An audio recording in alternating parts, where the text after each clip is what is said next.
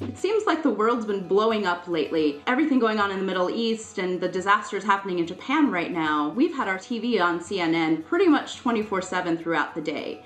The only problem with that is that my children are home and they're watching all of this. And it got me to wondering how much other parents expose their children to the disasters and tragedies that happen in the world. Our TV is never on the news, and definitely not when the kids are awake.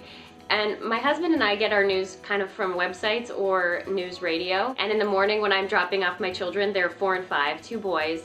I take one to preschool and one to elementary school, and I am always channel surfing for music, and if it ever stops on the talk, then I will turn it to their annoying kids CD. Well, my kids are a little bit older. They're almost 15 and almost 14, and of course the youngest is 7.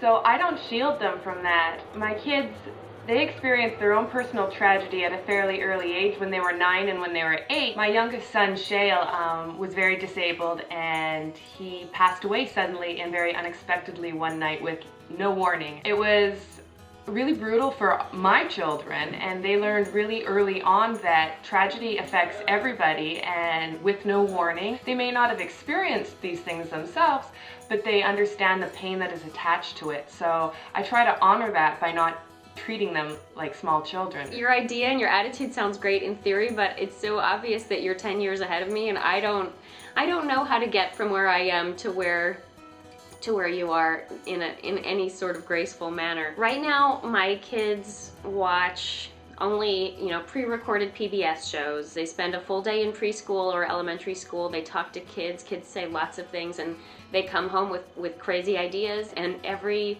evening I try to sit with them and process what they've learned, but they don't always want to talk. Sometimes it's easier for them to process things differently that are happening only on TV, that aren't happening in their own backyard.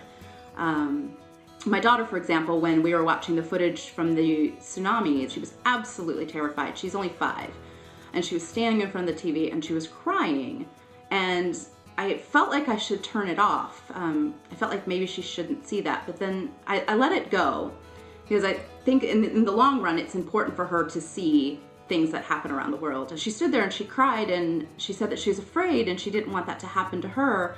And I completely lied to her, and I said, honey, that's not going to happen to you. It's just something that you're watching on TV. I find myself telling those little lies all the time. Honestly, last week at dinner, my 5-year-old asked, does President Obama's army kill people?